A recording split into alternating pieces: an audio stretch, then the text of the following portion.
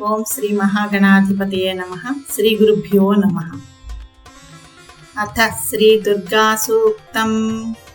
ओम जातवेदसे सुनवामसो ममरातीयतो निदहाति वेदः स नः पर्षदति दुर्गाणि विश्वानावेव सिन्धुं दुरितात्यग्निः तामग्निवर्णां तपसा ज्वलन्तीं वैरोचनीं कर्मफलेषु जष्टाम् दुर्गां देवीगुं शरणमहं प्रपद्ये सुतरसि तरसे नमः।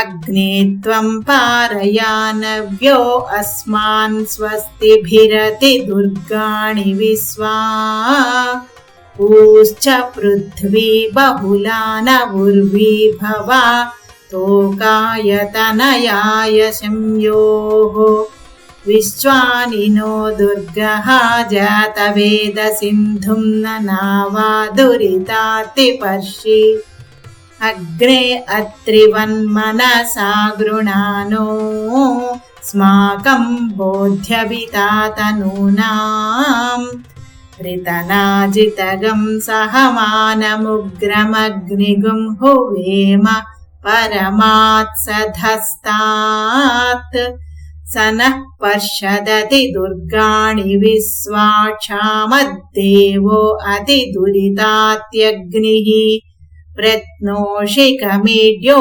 अध्वरेषु स नाच होता नव्यच्छसत्सि स्वां चाग्ने तनुवं पिप्रयस्वास्मभ्यं च सौभगमायजस्व गोभिर्जुष्टमयुजो निषिक्तं तवेन्द्र विष्णोरनुसञ्चरेम नाकस्य पृष्ठमभिसंवसानो वैष्णवीं लोक इह मादयन्ताम् कात्यायनाय विद्महे कन्याकुमारी धीमहि तन्नो दुर्गिः प्रचोदयात्।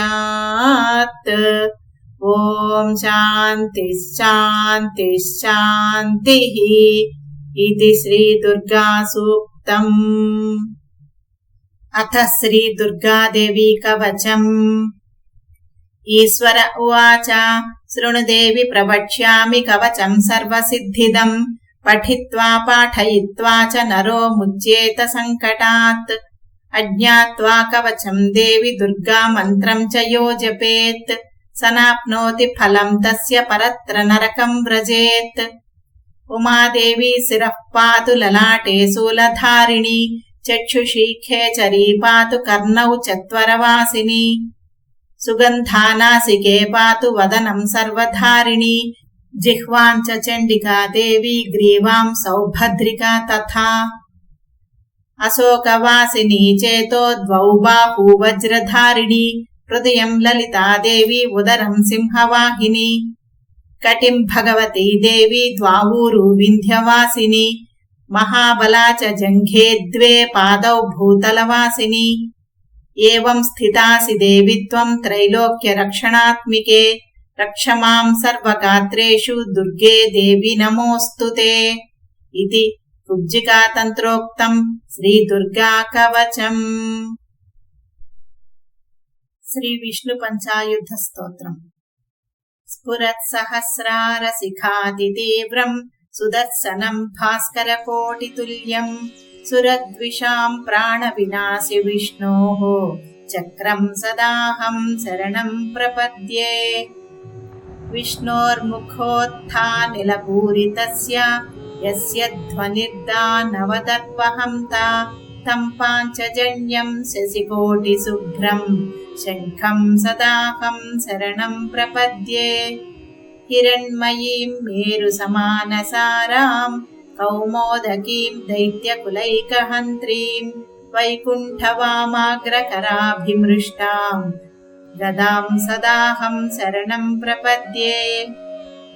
रक्षोऽसुराणां कठिनोग्रकण्ठ चेदक्षरच्चोणितदिग्धधारं तं नन्दकं नाम हरेः प्रदीप्तं खड्गं सदाहं शरणं प्रपद्ये यज्ञानिनादश्रवणात् सुराणां चेतांसि निर्मुक्तभयानि सद्यः भवन्ति दैत्यासि निबाणवर्षि सार्गं सदाहं शरणं प्रपद्ये इमं हरेः पञ्चमहायुधानां स्तवं पठेद्योऽनुदिनं प्रभाते समस्तदुःखानि भयानि सद्यः पापानि नश्यन्ति सुखानि सन्ति वने रणे शत्रुजलाग्निमध्ये यादृच्छयापत्सु महाभयेषु इदं पठन् स्तोत्रमनाकुलात्मा सुखी भवेत् तत्कृत सर्वरक्षः यच्चक्रशङ्खं गदखड्गसार्ङ्गिणं पीताम्बरं कौस्तुभवत्सलाञ्छितम् श्रिया समेतोज्ज्वलशोभिताङ्गं विष्णुं सदाहं शरणं प्रपद्ये जले रक्षतु वाराहः स्थले रक्षतु वामनः अटव्यां नारसिंहश्च सर्वतः पातु केशवः जले रक्षतु वाराहः स्थले रक्षतु वामनः अटव्यां नारसिंहश्च सर्वतः पातु केशवः इति श्री विष्णुपञ्चायुधस्तोत्रं सम्पूर्णम्।